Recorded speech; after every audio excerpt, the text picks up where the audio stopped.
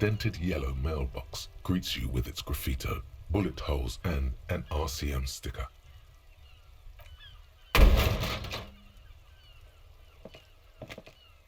There is a hollow ring as you kick the box. It sounds like it's mostly empty. Your toe hurts now.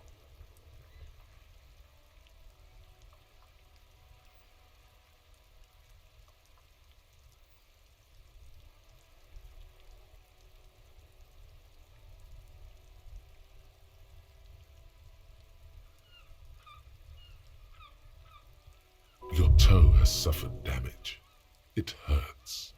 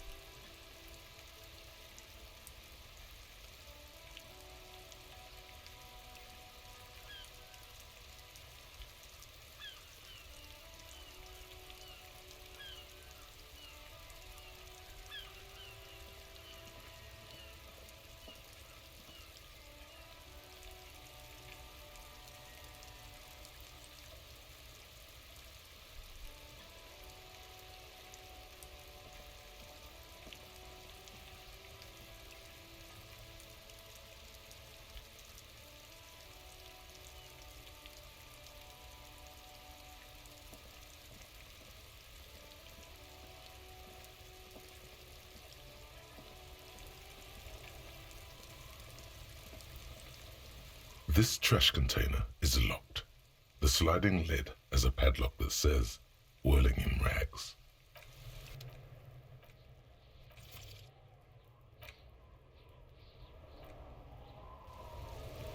This trash container is locked. The sliding lid has a padlock that says, "Whirling in rags."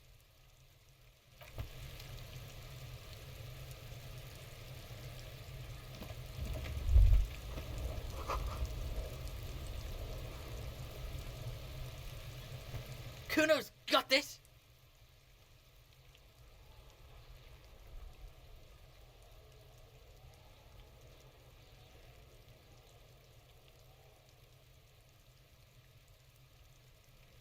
If there ever was such a thing as an ugly kid, then this is it.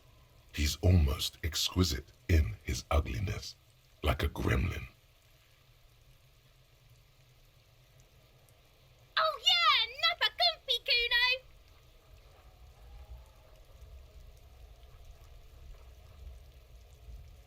Can't talk, pig! Shit's coming up strong! Throwing rocks! Shit coming up strong. That sounds good. Joyous. You should hang out with this kid and see what that juicy shit is all about.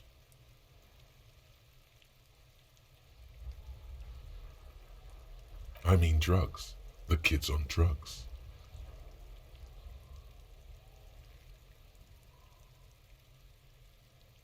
Yeah, Kuno! Ride the lightning, Kuno!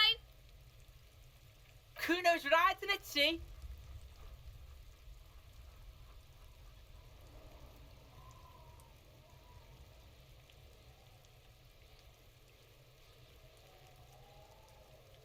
The rake, Kuno! You should throw the rake at him, Kuno! The fuck does Kuno know what a rake is? Kuno's not a gardener.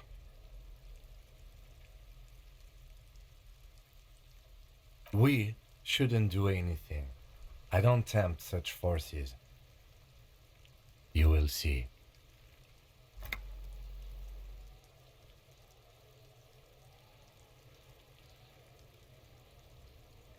The language these kids are using, pure unfettered id. There will be no reasoning with those creatures. The fuck are you talking about? He's calling us Kuno. He says we're fucking each other.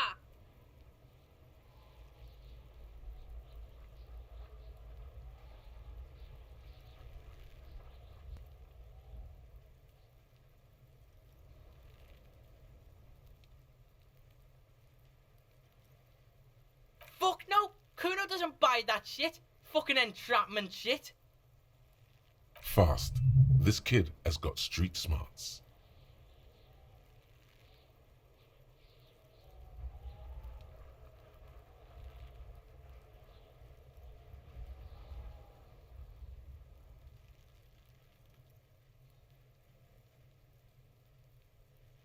Alright, entertain the Kuno.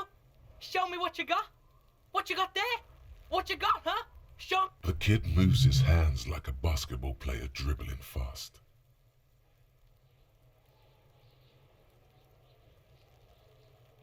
Shitload pig. What's your question? Don't tell the pig shit, Kuno. This is where you quickly ask him questions. Real cop questions. Like a cop. Kuno's fuck gimp. Kuno uses the fuck gimp for target practice. He's trying to hide the fact that he doesn't know.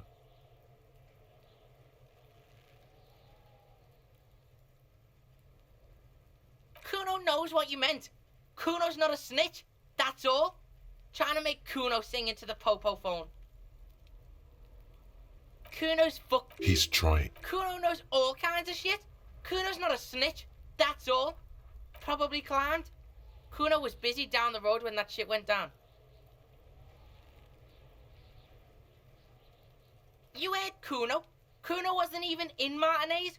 Kuno wasn't in Revachol. Kuno wasn't regional.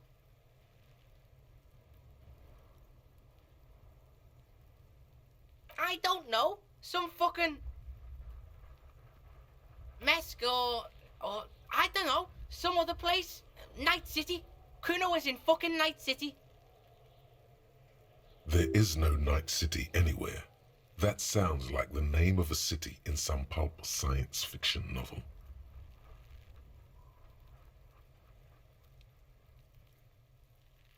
Why you gotta be riding Kuno's ass? You haven't been where Kuno's been. You haven't been in Kuno's head. You wanna know where Kuno was? You wanna know what Kuno's been fucking up to? Don't tell him that, Kuno. It's lame. It's not fucking lame. Kuno's building Kuno's city. Night City. Rage City. The City of Rage. That's it. And it's not lame. Lame. That's the name of Kuno's city, bitch. Get the fuck off Kuno's back. This shit ain't about that. It's impossible to deduce what it is about, at least for the moment. If it's important, it'll come up later. Focus on the case. Just a couple of pigs sniffing around in the dirt. That seems pretty fucking suspicious to Kuno. Yeah, you tell the faggoty, Kuno. You're testing Kuno's patience here. Get lost,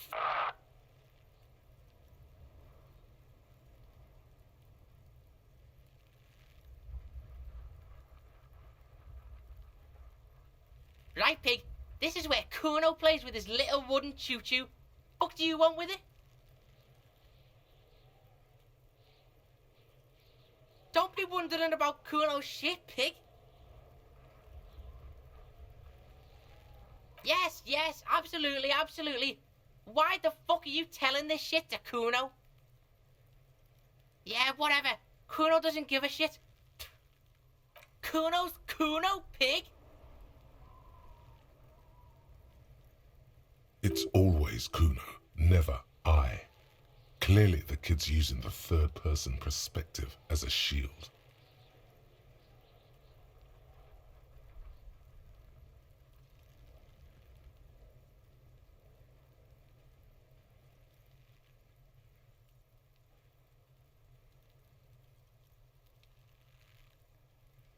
Yeah, Kuno's in a fucking gang, in a bang gang. Kuno bangs for Mage, bangs for Mazda, bangs for Revachol.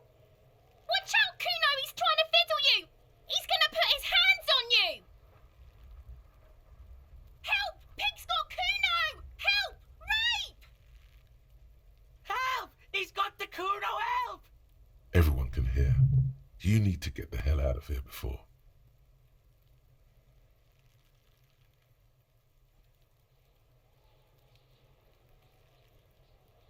Yeah? Get out of here before the Kuno beats the shit out of you. Yeah, that's right. Drag your fat ass out of here, fat boy, before Kuno fucks you. Bang! Got fucked by the Kuno. We alright? You wanna get fucked again? Come back.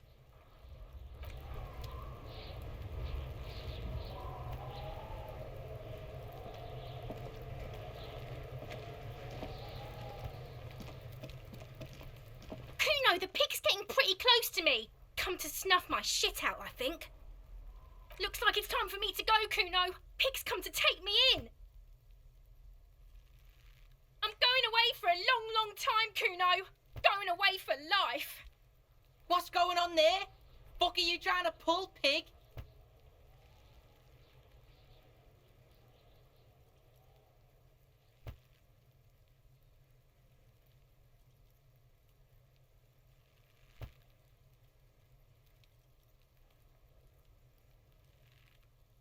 Murder was the case they gave me.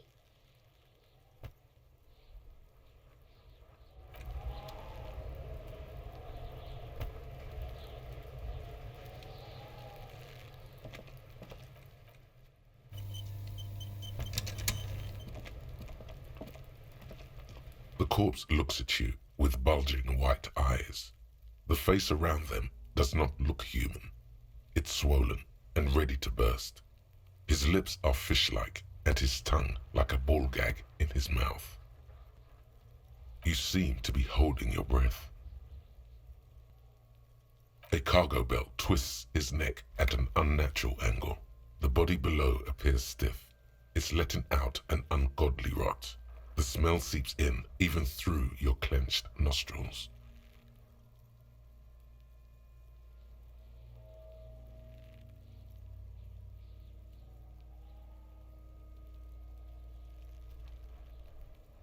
Active decay.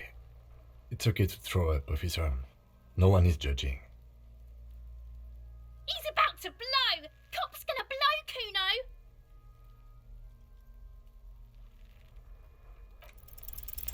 The smell is repulsive. It pushes in from your mouth, more instant and more familiar than anything you'd expected, more fever than odor. It fills your mind, flushing you from within.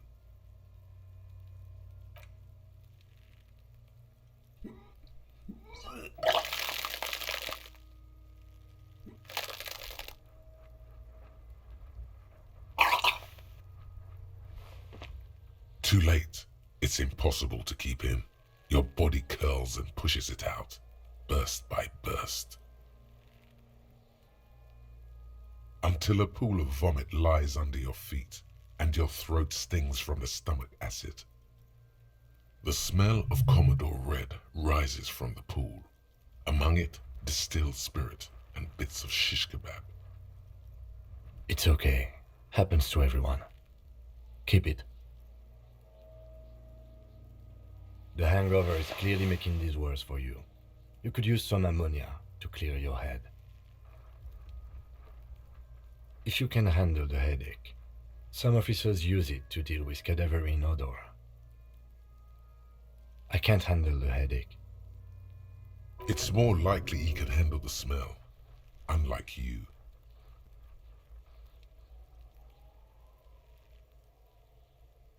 That young woman, the gardener, mentioned she used salts for the smell. If she doesn't have any, there might be some in the fruit store nearby. Acquiring ammonia will provide a modifier to the white check.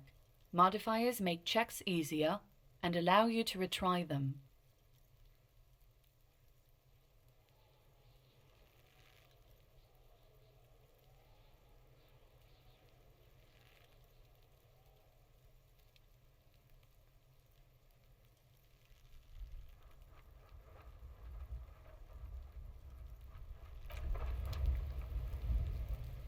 There is still it.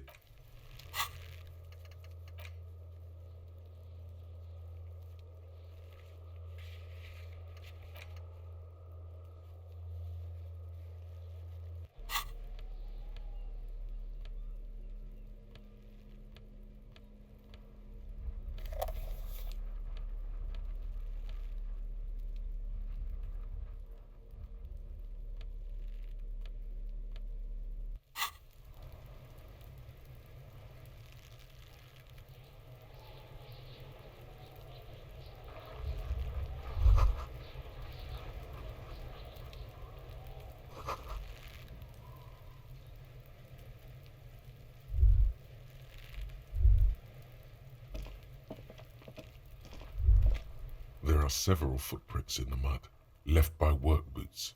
Anywhere from 6 to 12 pairs have walked here. Heavy workers' boots with reinforced toes and hobnails all over the yard.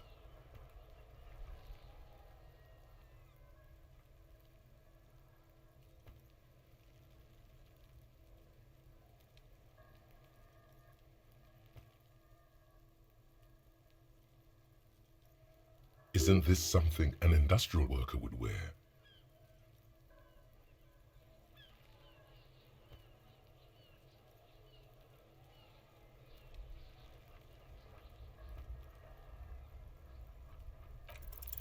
Maybe more than 12. No, 8 pairs of boots have shuffled back and forth in the mud. 1. Standard work boot, steel reinforced toes, number 46. 2. Standard work boot, steel reinforced toes, number 44. 3. Hobnailed work boot, steel reinforced toes, number 43.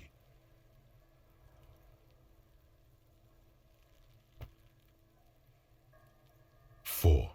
Standard work boot, number 45 or 46. You don't know. It's a miracle you can tell the prints apart as it is. The cold must have preserved them. 5. Another standard work boot, steel reinforced toes, number 44. 6. An aberration, light as air, even pace, same make of boot, but number 41.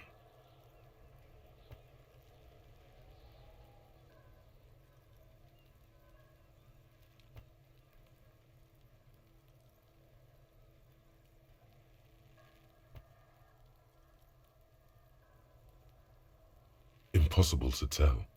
Could also have been an adolescent. The gait is undeveloped. You're not bad. It's as if the whole world darkens. Everything else has a thin film of unimportance on it, and the tracks burn in the middle of it, in a strange, beautiful way. 7. The glowing outline of a standard work boot, number 46. But the imprints are twice as deep as the others. The weight exceeds 200 kilograms.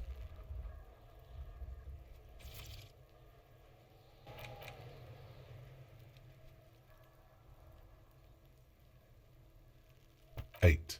And yet another standard work boot, number 44. There's an aberration in the pattern of the sole, however. The right sole is smoother, more worn. How many?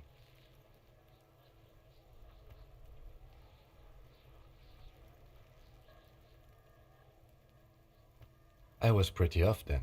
I counted 20.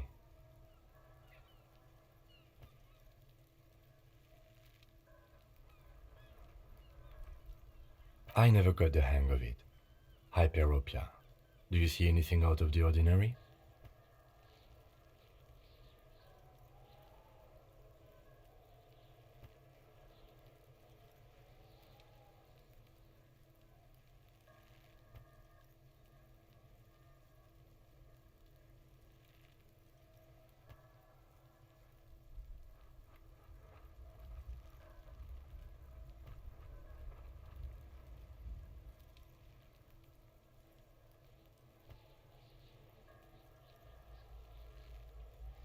$200?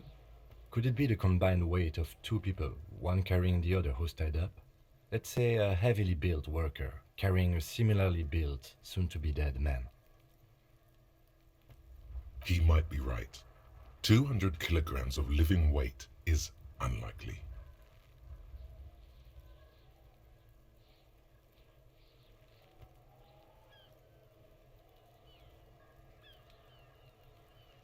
Possibly, yes. But why? Yes, they could have used a makeshift stretcher or just march him up to the gallows.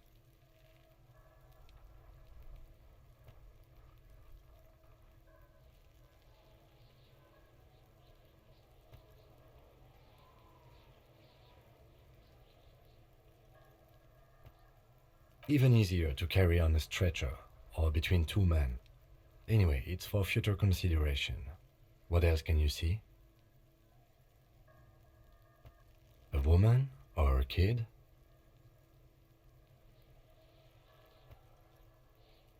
Understood. Anything else? Interesting. Let's name it the odd soul. Someone operating a workbench with a pedal, like a joiner at the harbor. Or maybe a drummer?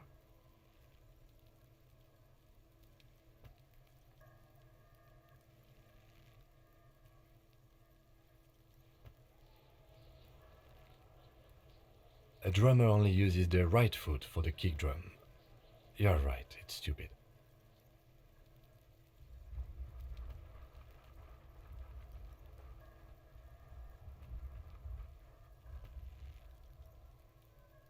Perhaps it could be a driver. A driver would wear out the right shoe before the left. The accelerator is on the right.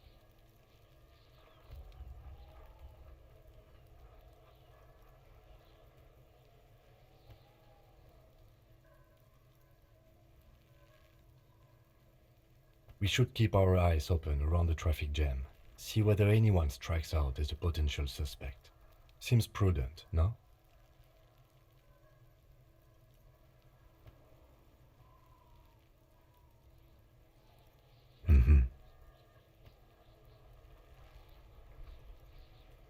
A week, maybe?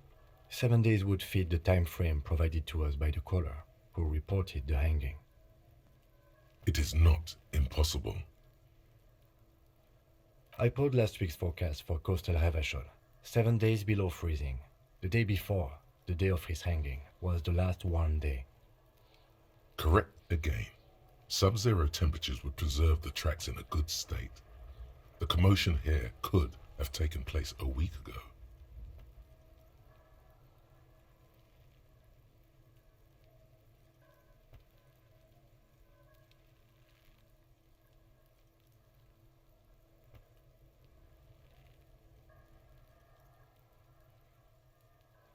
What do I think? A mob of people brought something heavy to the tree. One of them was carrying the victim. They shuffled around, especially under the tree. Then, after hoisting him up, they stood in a semicircle facing his direction. At first glance, this appears to be a lynching.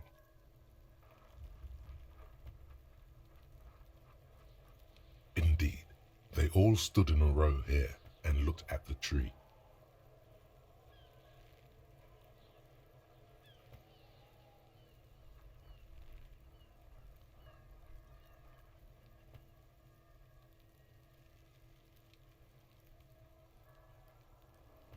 Yes, everything fits so well. Carried him over, hoisted him up, watched him hang. This is easy.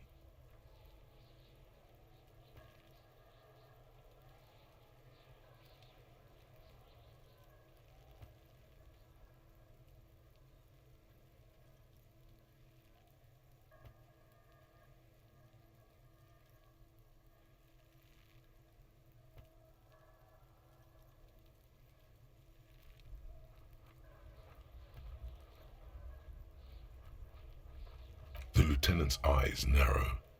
He's thinking to himself. Either way, what else?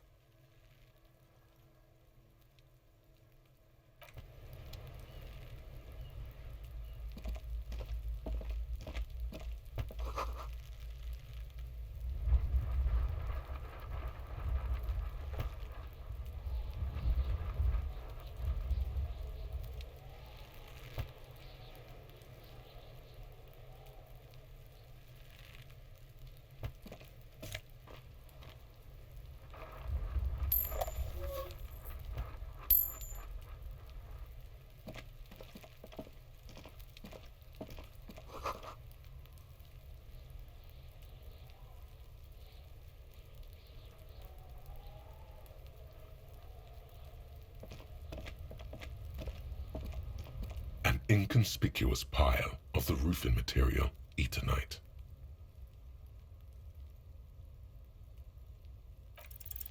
Because there's a secret door hidden behind the panels of Eternite. That's why they're too orderly.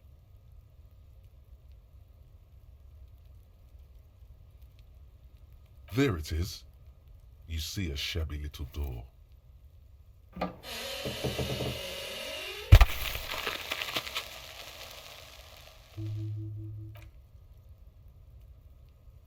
What is this then? A tool shed? Let's investigate.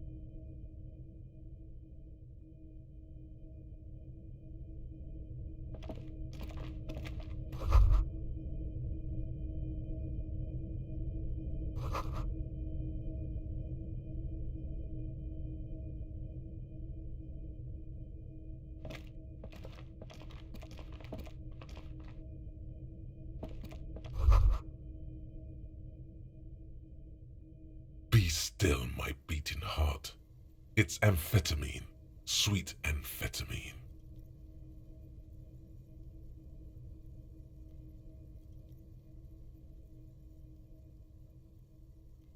The lieutenant isn't studying the powder in the mirror. He's studying you.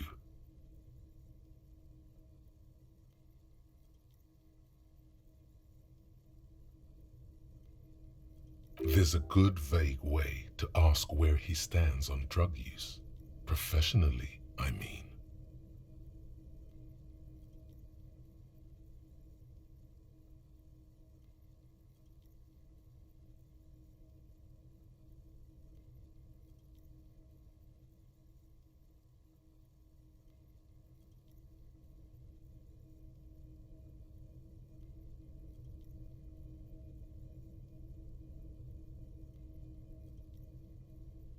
Perhaps not.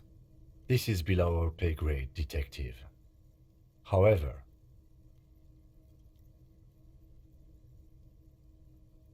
see that ladder there? It's probably another way into the industrial harbor, no? A secret path the local kids use.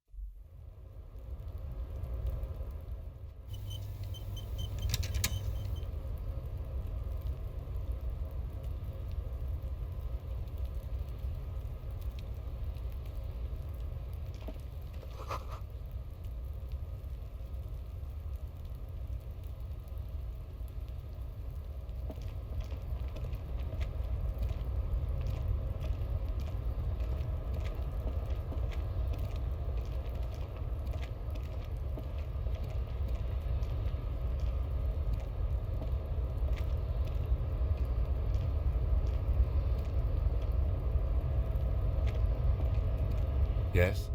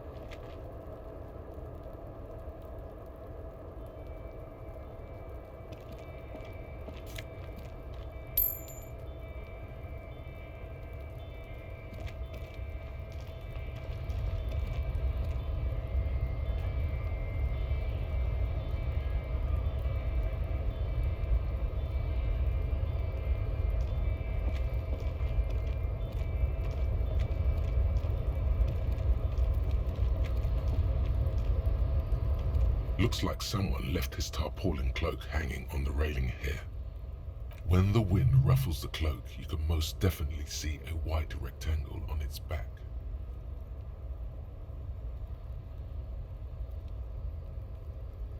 Yes, it's probably yours. It bears the RCM insignia, and you have a habit of being careless with your equipment. You could probably make the jump. You look like you've done some track and field in your day.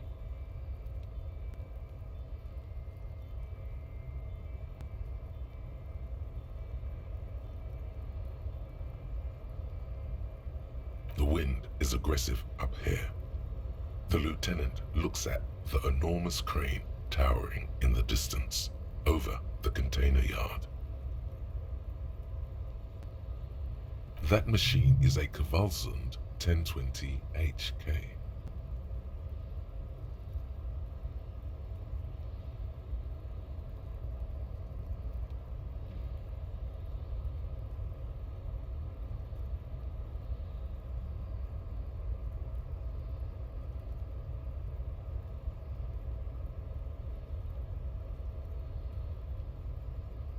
Is it? Kvalsund makes a lot of heavy equipment. But this is phenomenal, even for them. But I digress. We were focusing on your cloak here.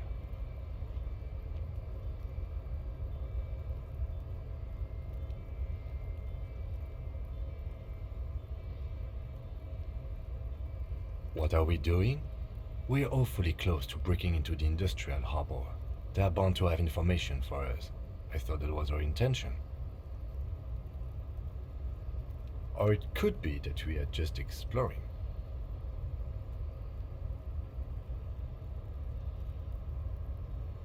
The cloak? I do think it's yours, yes. As to whether you should go for it?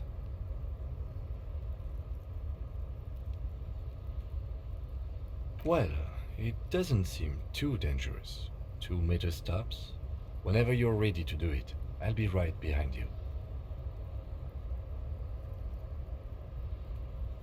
The cloak looks like a bag of goodies floating in the wind. Who knows what its pockets may hide?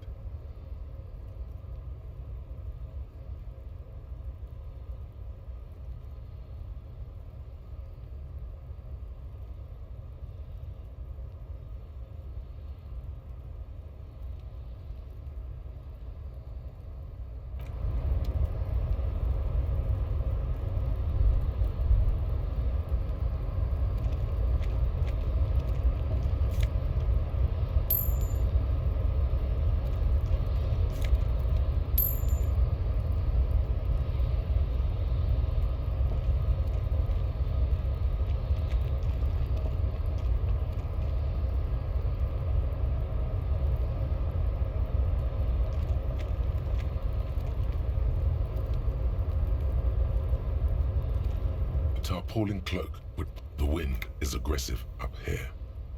The lieutenant looks at that machine is a Kvalsund 1020 HK. His eyes trace the crane's contour, as if trying to memorize its majestic shape. Yes, we were in the middle of something. Your cloak.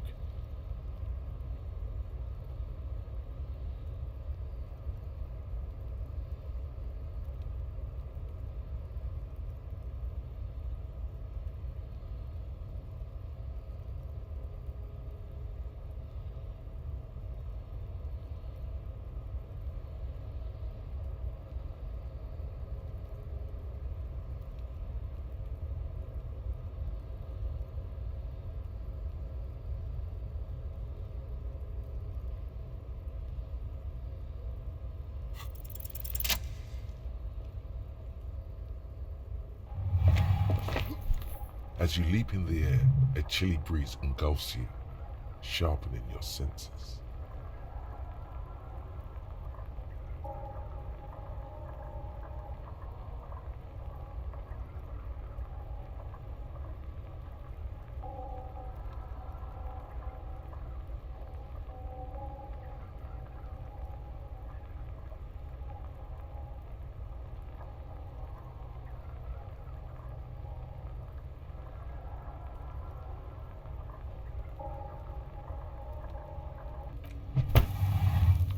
As the concrete floor welcomes you, you realize it's been a while since you felt so alive, alert, capable. Must be the adrenaline. I knew you could do it. My climbing down might not have been as disco as your jump, but at least we can explore the harbor now. With your feet firmly planted on the concrete, the noise of the harbor rushes back in.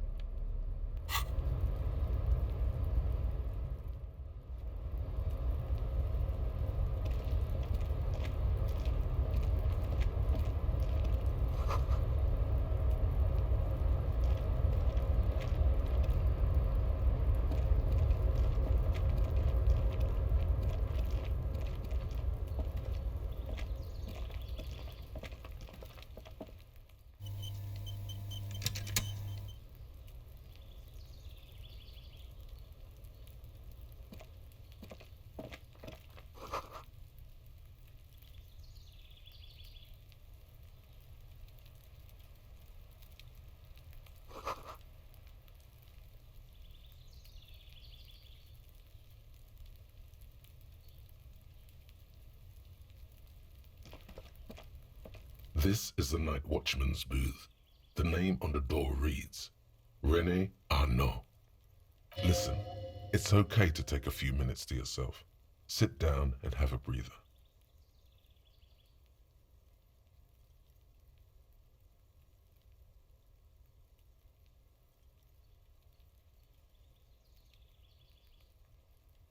The chair is not as austere as the rest of the booth. A thin grey pillow is attached to the seat, secured to the stiles by black ribbons. Stale air floods through your nostrils. Not a single mote of dust floats inside your lungs, though. The inside of the booth is immaculate. The drawers are empty, save for old timesheets and receipts. One small box, however, does hold some cheap painkillers. They are slightly out of date.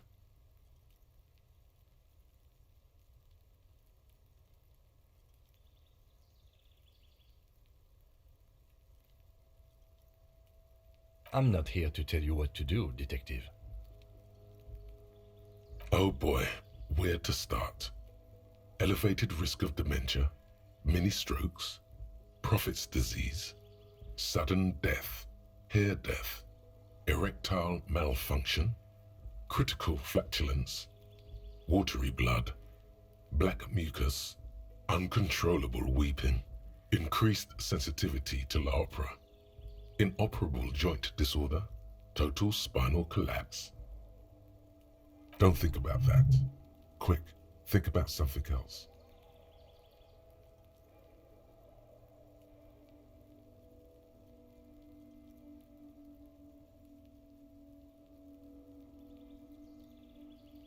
The enormity of the case before you dwarfs the list of side effects. You can't even see the side effects anymore. They're nothing to you. You take the painkillers. They are yours now.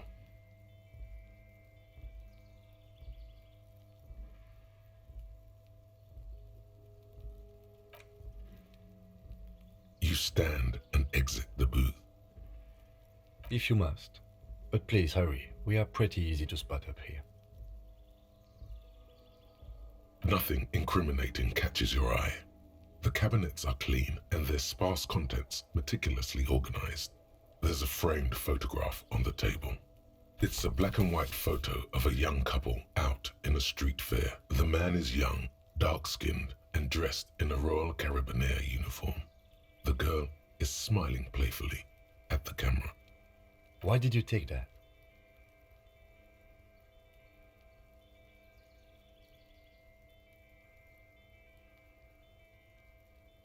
Fine, but let's move. I don't want to be seen snooping around here.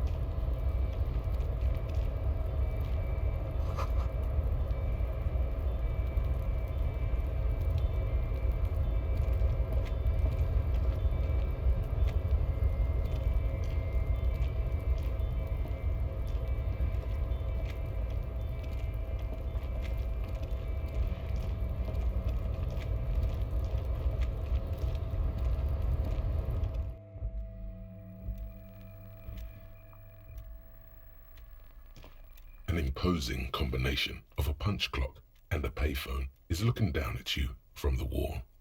A note on the side says, "Tokens unavailable due to strike. Use change." The machine swallows your coin and seems to be waiting for your next move.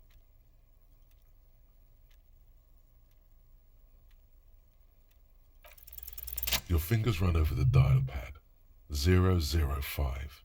That's the dialing code for Revachol. 4952, and a moment of hesitation before entering the final numbers. 993. Calling. Calling. still calling, then... Video Reversal, 24-hour video rental. We rent 8 and 10mm film for home use. This is Lamy. How may I help you?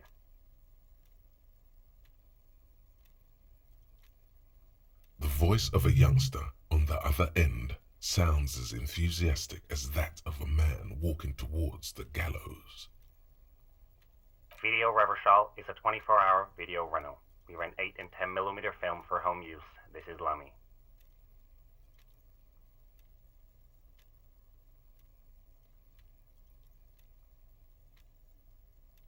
No. Maybe you called to extend your rental period? Do you need to extend your rental period?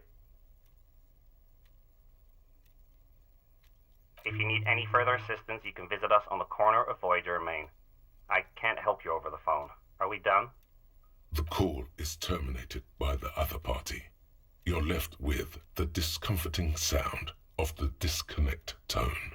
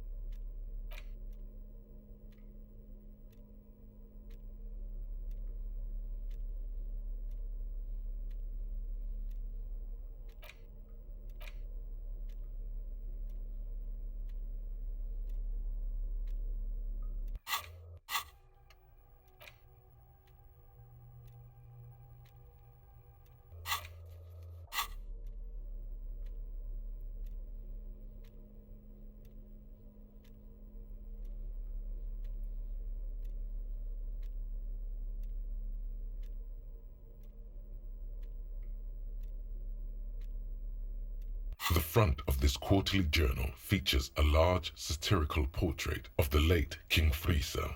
From the sides of his head, a pair of white antlers spread to the corners of the cover. Because white antlers are one of the symbols of communism, they represent a society in accord with the natural world and at the same time above it. Because Friso was incompetent, foolish, and cruel. In short, the embodiment of everything the communards wished to overthrow. It's satire, you see. To your disappointment, there aren't any full-color pictures to direct your attention. Just column after column of closely set text, interrupted occasionally by little doodles in black and white. After rifling the pages with your thumb several times, you return to the table of contents. The magazine is divided into several sections: international developments, Kunst und Kultur, and local concerns. Just inside the cover, there's also an editor's note.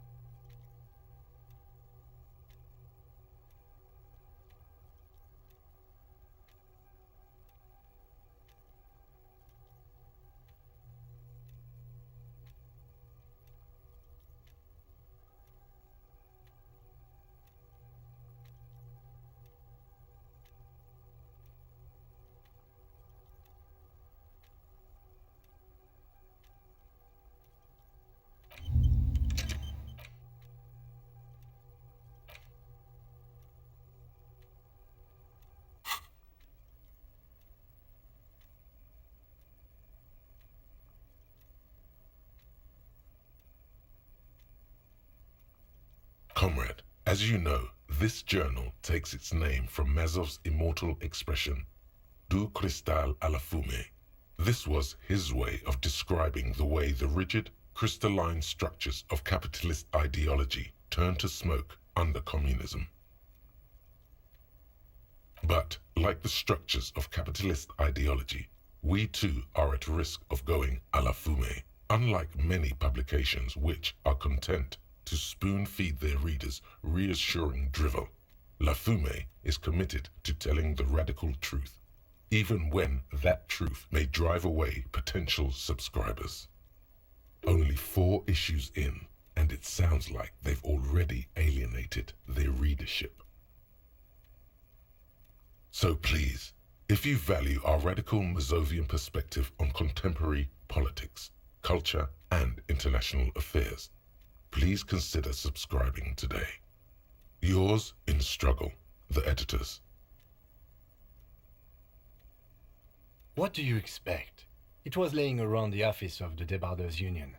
They're probably bankrolling the thing.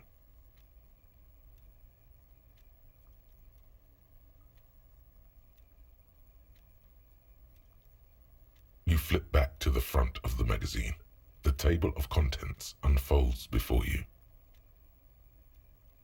This section includes a long, tedious critique of the latest round of free trade negotiations between the EPIS nations and the Free State of Semenine. You also skip over an article about heavy fuel oil smuggling along the Messina border, something about bear wrestling in Samara, book riots in Yugograd. Whoa, whoa, whoa. Bear wrestling. Flip back to that. It seems to be part of a new public fitness initiative in the People's Republic of Samara, SRV, devised and promoted by none other than President Kenajinsky himself.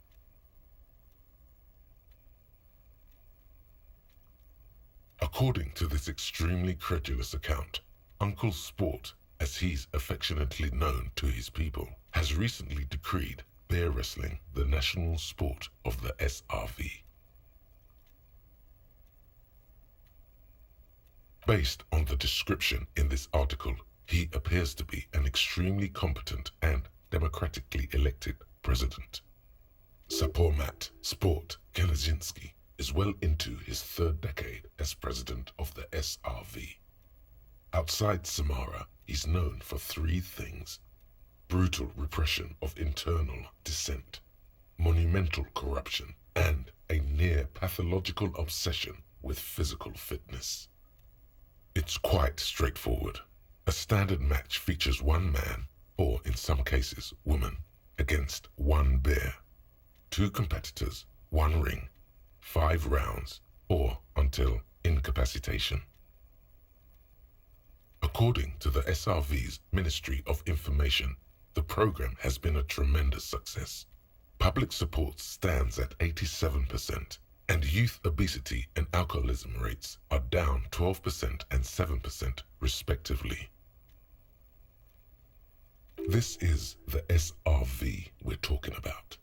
If you think those are the real numbers, there's probably a guy who wants to sell you a bridge in La Chette.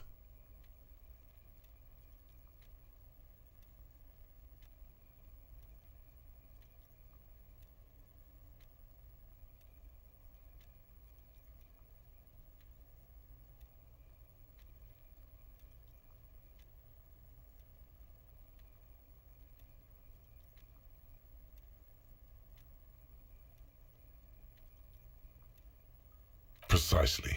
For too long, drink has been a scourge to the working class, and President Kenajinsky is deeply committed to supplying the people with more wholesome entertainments.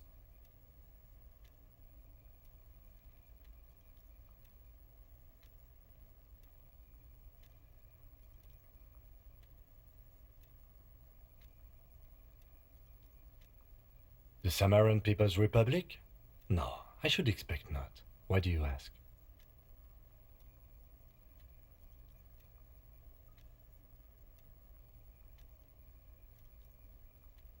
They're quite the spectacle, as I understand. I've heard they make the people in the front rows wear plastic sheets. On account of the blood, you see. You flip back to the front of the magazine. The table of contents unfolds before you. It takes a moment, but gradually it dawns on you that Kunst und Kultur must mean arts and culture. Why they decided to title this one section in Volda is beyond you. As you leaf through this section, you come across several reviews of recent radio plays, as well as a brief artist spotlight featuring a local artist identified only as CS. The main feature, though, is a long essay titled Tip Top Tournée, a critical Mazovian perspective. The Tip Top Tournée is an inter-isolari racing series, mostly known for its high speeds, ludicrous sponsorship deals, and high death toll. In Revachol, it's held quadrennially on the prestigious Zero Carousel racing circuit.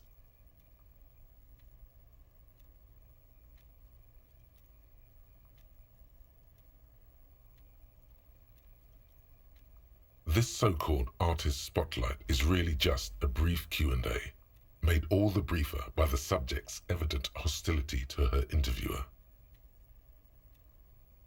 You think you're settling in for a relaxing recap of the most recent season, maybe sprinkled with some nice anecdotes about a few of the more colorful drivers.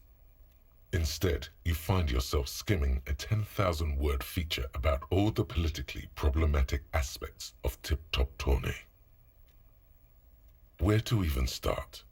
For one, there's the crass commercialism of its sponsorships, and then there's the practically criminal emphasis on deadly motor crashes. So, all of it, basically.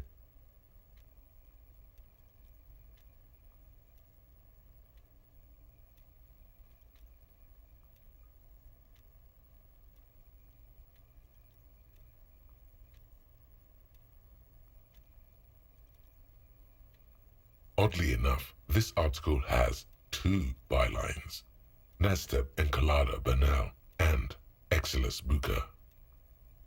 There's no way those are real names.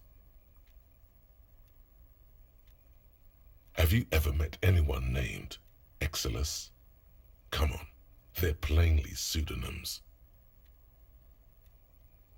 Under capitalism, the article says, every pursuit has its price. Every pleasure, even one as elemental as the joy of racing others around a track, is reduced to an advertising opportunity. Thus, the so-called tournée becomes a competition between increasingly meaningless brand signifiers, your discount laundry detergent racing against a pack of Astra cigarettes, or even a fritter. And that precisely is what's problematic about it. Were it not for the promise of random, spectacular violence, audiences would quickly lose interest. At the end of the day, it's the destruction of these 750,000 real races that you're really watching for.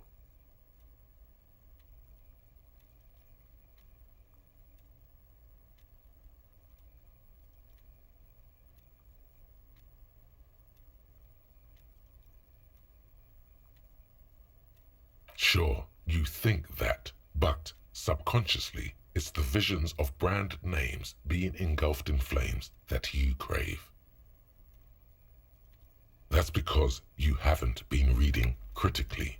But don't worry. The whole point of these sorts of articles is to let someone else read critically for you.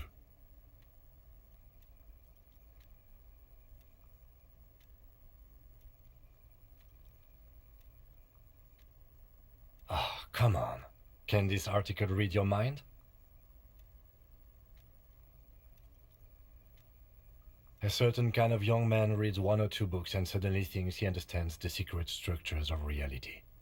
If I had to wager, I'd say they've never even seen the inside of a motor, much less a motor race. I take whatever they write with a large grain of salt. You flip back to the front of the magazine. The table of contents unfolds before you.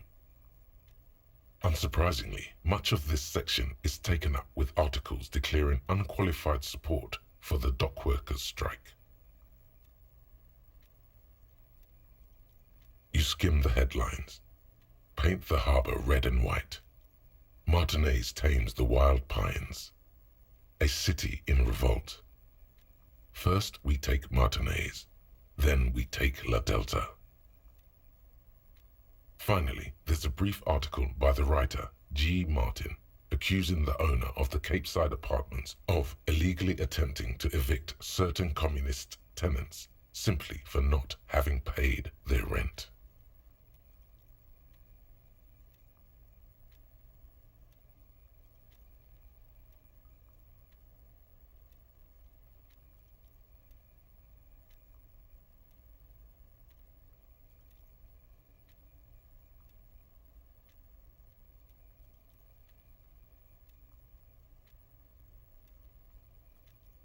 According to these editorials, there can be no accommodation with the forces of international capital or their mucilaginous allies in the coalition. You flip back to the front of the magazine. The tape. Guillaume Le Million. Bad news. Guillaume Le Million did not become a cop. In 1938, he went on a tour to the Sinyao province in Safrey, where he died of autoerotic asphyxiation. His body was found hanging from a decorative dragon tree in his junior suite, amid drug paraphernalia, unwholesome objects, and the Sylvia Trainer single, Wonderland, skipping in the background. And yes, you can take this as a metaphor for Revachol in the 30s, and also as a warning.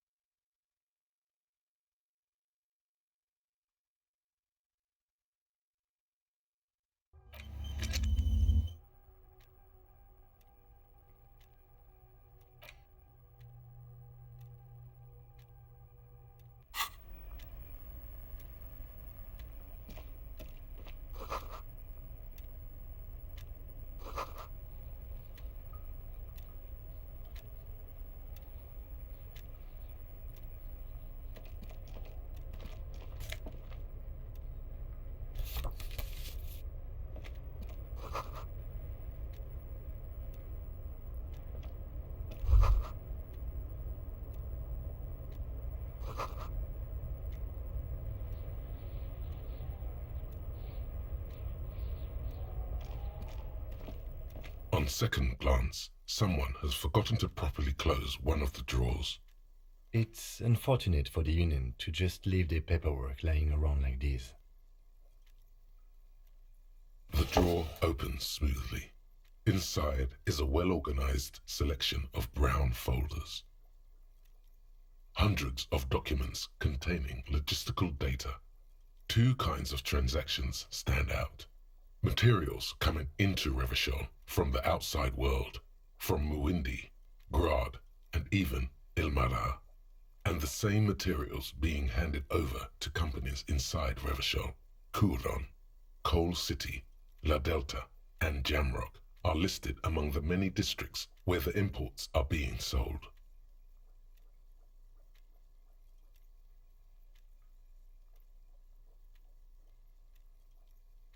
It's hard to make sense of this thicket of company names, dates, quantities, and percentages. You try to focus, but the lines are getting blurry.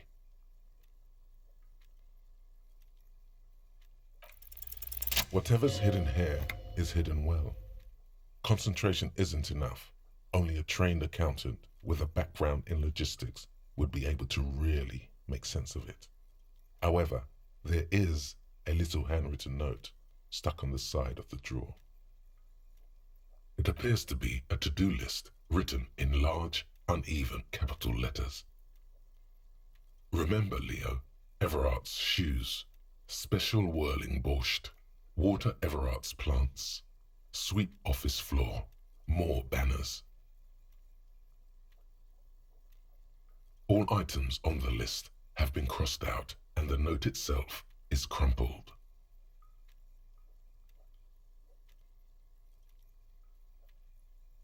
Everard Clare, probably, the head of the Debarders Union. One of his aides must have left it.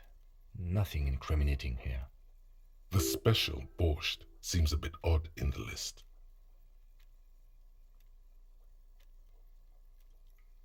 Remember, Leo, Everard's shoes.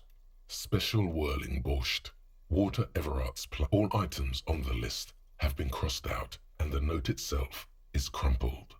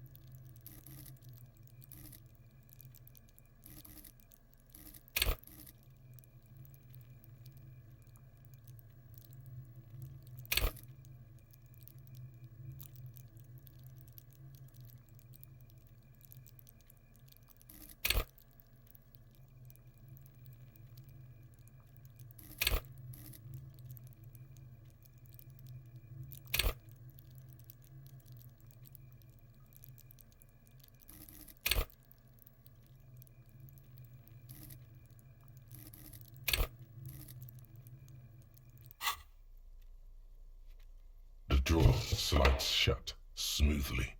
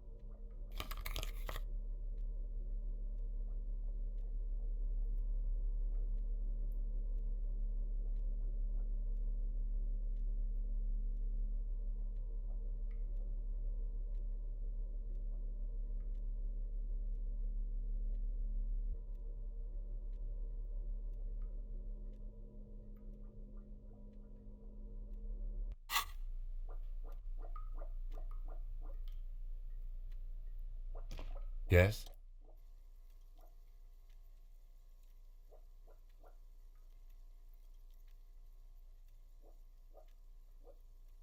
Excuse me? You have a distinctive way of walking. If I were to walk in front of you, we would surely collide. A moment passes. The lieutenant glances at the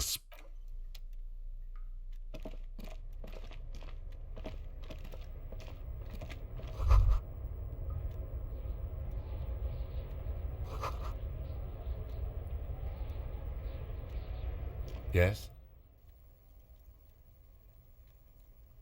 No response. He just arches his... He's having trouble processing it, believing it even. Have you tried concentrating on something other than your personal affairs?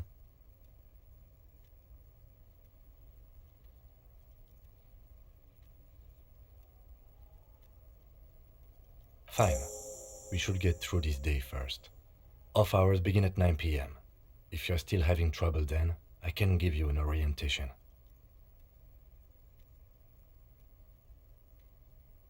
Try work, the case at hand. It can work miracles. Not a fan. It's just the nature of lieutenancy. The RCM deploys a self-styled structure called the décomptage as its chain of command. Every lieutenant is responsible for 2 sergeants and 8 officers. That means the average lieutenant has to deal with quite a few personal affairs. Even you know this. Really? You look fine to me. This psychodrama is unbecoming of an officer. Clearly, he prefers to think you're malingering. He cannot fathom that anyone could drink so much as to retroactively... Focus on other people's troubles, not your own. That is a relief. A moment passes. The lieutenant glances at the sports watch.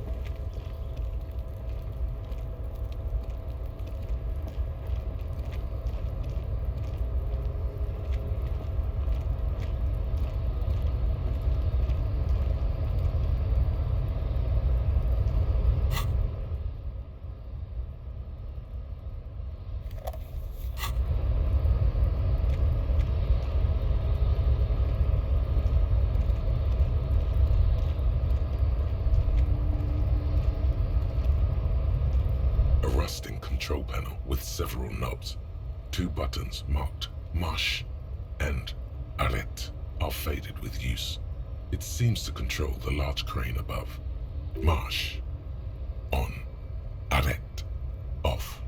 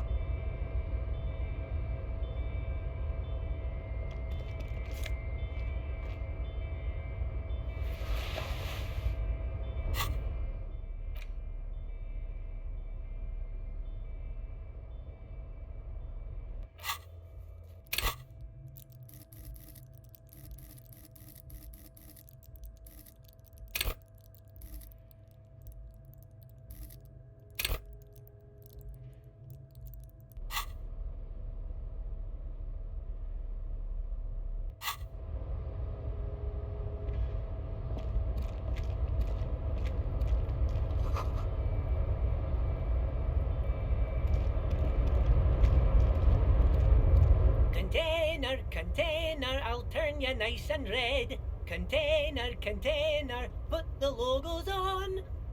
The lyrics to this container song are being made up as he goes along. The accent is so thick, it's impossible not to notice he's Ubi, from the vanishing peninsula of Ubisunt on Muindi. Container, container, used to be Wild Pines. Container, container, now belongs to Everard.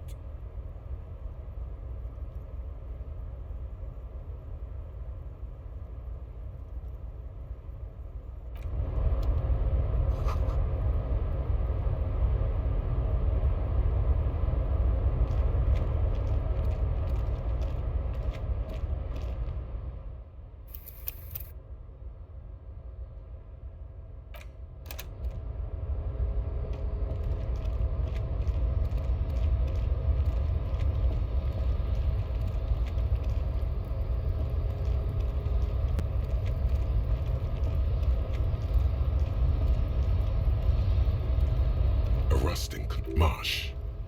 On with a loud grind, the crane shifts overhead, moving a massive metal container through the air.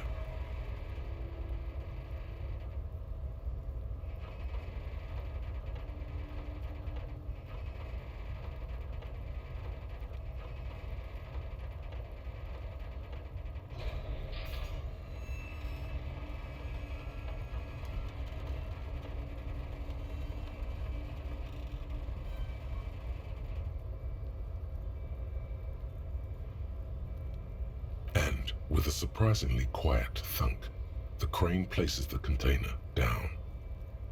The harbor sleeps as the strike rages in the distance. The crane can rest again, now that its purpose has been fulfilled.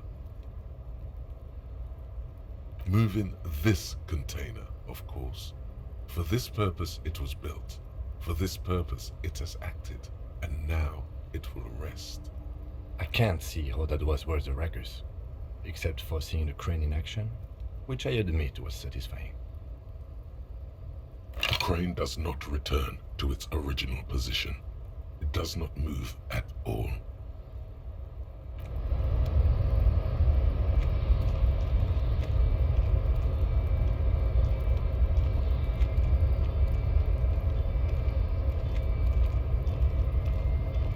Before you stands a cargo container, just one of many in the yard. You do? Because I don't. There are a million containers here. Why are you fixating on this one?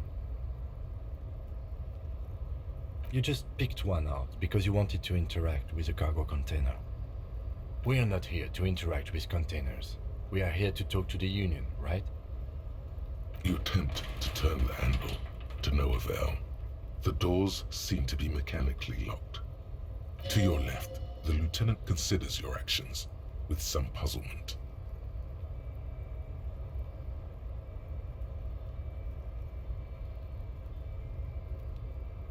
No reply. The knock produces a hollow ring of metal. Doesn't sound like there's anything inside the container.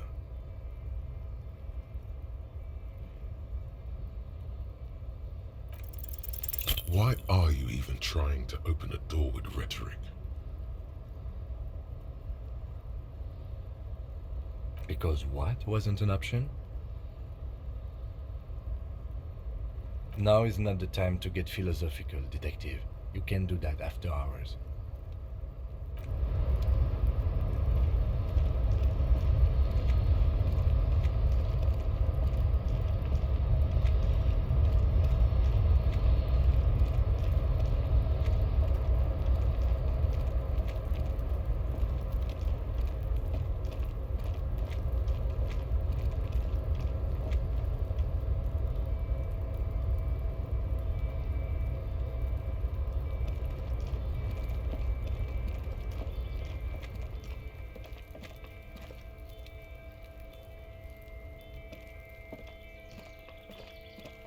This is the night.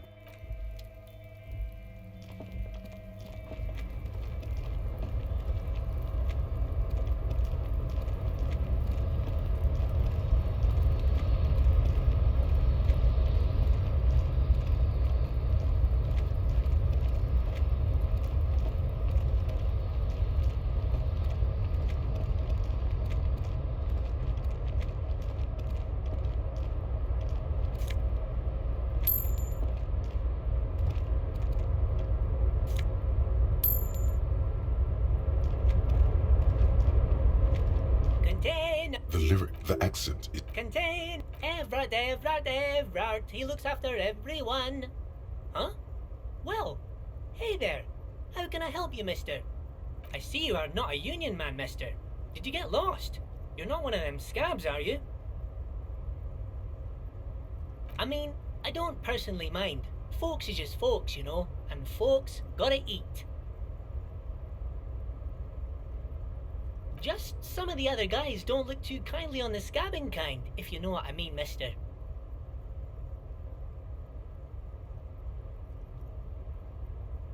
Oh yes, born and raised in Irish, mister. Mum had to leave my dad after he got a bit violent. Took us here to the new world. I was about 10 then, too old to lose my accent then. People say us Ubies are up to all sorts of trouble with sheep and other animals and whatnot. I just want you to know there was never any of that where I come from. No sir, those are just nasty rumours. Thank you for clarifying that, sir. Oh, I'm just making some covers for them containers here. Yes I am, yes I am. So it's easier for the crane operators to spot them.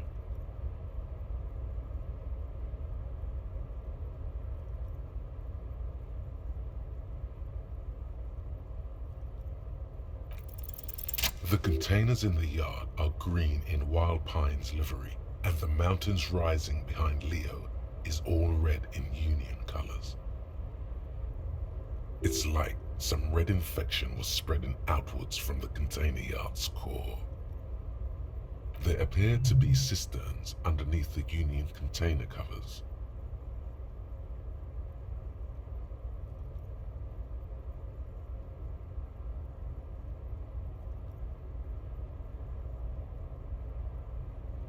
No, not really. Mr. Everett doesn't tell me all the big things. Says I go and tell them to everyone.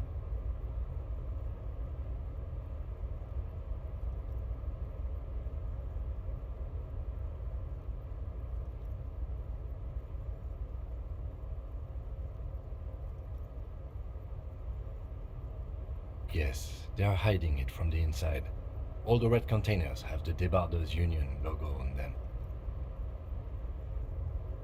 Oh, I don't know, mister. They say it's some chemicals. Most of them have labels on them, I think.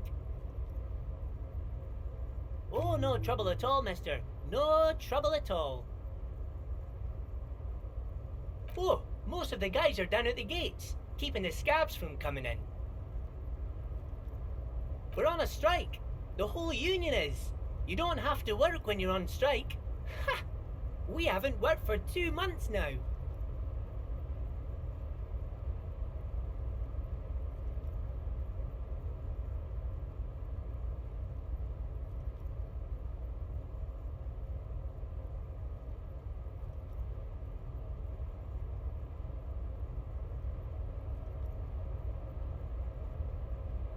So no one is working? Not everyone is down there, of course. Mr. Everard is in his office, where he always is, and Jean-Luc is guarding the gate. But Titus and his boys got into some drunken trouble and Everard sent them on a nice vacation, for a week or so.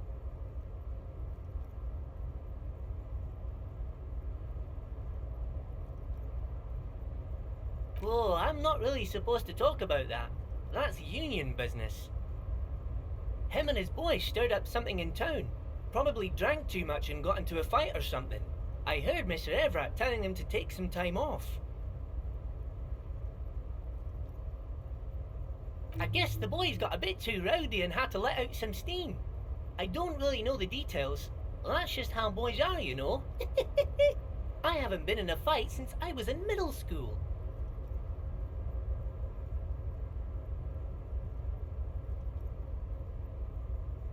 Easy, Leo. Let's keep this on the hearties. Look at him. It's not going to be anything useful anyway. Don't fight it. Better to go with the flow.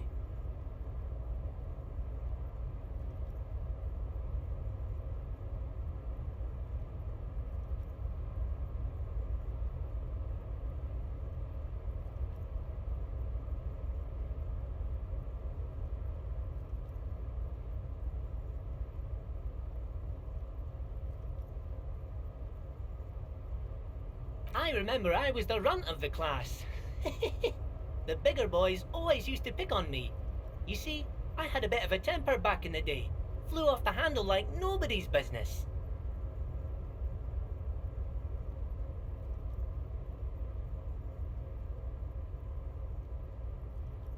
But Mr. Everett and his brother always came to help. Once they beat old Noel Becker so bad he needed stitches on his head. Noel never started another fight with anyone after this. Mr. Everett and Mr. Edgar are real nice guys, mister. You should go talk to Mr. Everett. I'm sure you'll be good friends. He's friends with everyone around here. Bye-bye now.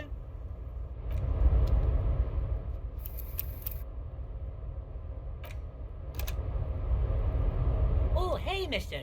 I knew you'd be back to talk with old Leo here. Yes, I did. It's like Lady Larice said when she opened a bathhouse in the basement of my apartment building. They can only get so far before they're aching to get back. And lots of folk really did keep coming back. No trouble at all, mister. No trouble at all. Oh, we're on a... So no. Not, but Titus and his boys got into some drunken trouble and Everard sent them on a nice blow up. Him and his boys stirred up something in town. Probably drank too... I guess the... Easy, Leo. Look at him. It's not going to be anything too late. Leo's mouth is still moving and the words are spewing forth. Words, words, and look, even more words. This guy could go on till the end of days. Now he's talking about some drunk sawmill owner who... No, he already switched to a prized fishing rod he apparently owned at some point. You know what? Just cut in there with your questions. Yes. Everybody needs a job, and this is mine. I'm Leonard, by the way. Leonard Bellick. But everyone calls me Leo. I'm like Mr. Everett's right-hand man when Mr. Edgar is out of town, and Mr. Edgar's right-hand man when Mr. Everett is away. Actually, Miss Beaufort is the right-hand man, but she's a lady. Who is this, Miss Beaufort? A real pretty lady with a skin like those Douai Sucre candy bars my missus likes so much. Them are real nice to suckle on once the dinner is done and me and the missus sit down beside the radio. But I can't listen to the radio all the time. There's so much to do around here and I'm always busy keeping things running here. Yes I am.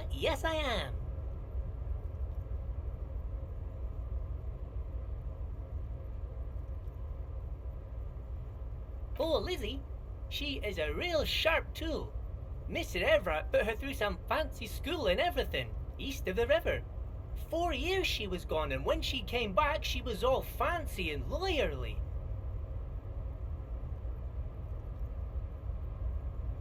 He respects that word. That's obvious. But she's a real nice girl. Grew up in this here neighborhood. Knows everybody and gets along with everyone. Real pillar of the community one day, I'm sure. If me missus and me was to have a child, I'd be real happy if she turned out like her. But she can't have kids. Dr. Lemaitre said so, and she knows about such things. Been a doctor for almost 50 years she has. So Everett trained a lawyer named Miss Beaufort. Interesting. Yes, this place really seems to run like clockwork. Keep it up, Leo. Well, thanks a lot. Coming from you, it means a lot, really. Sometimes I feel some of the guys don't really get how much I bust my ass for them here.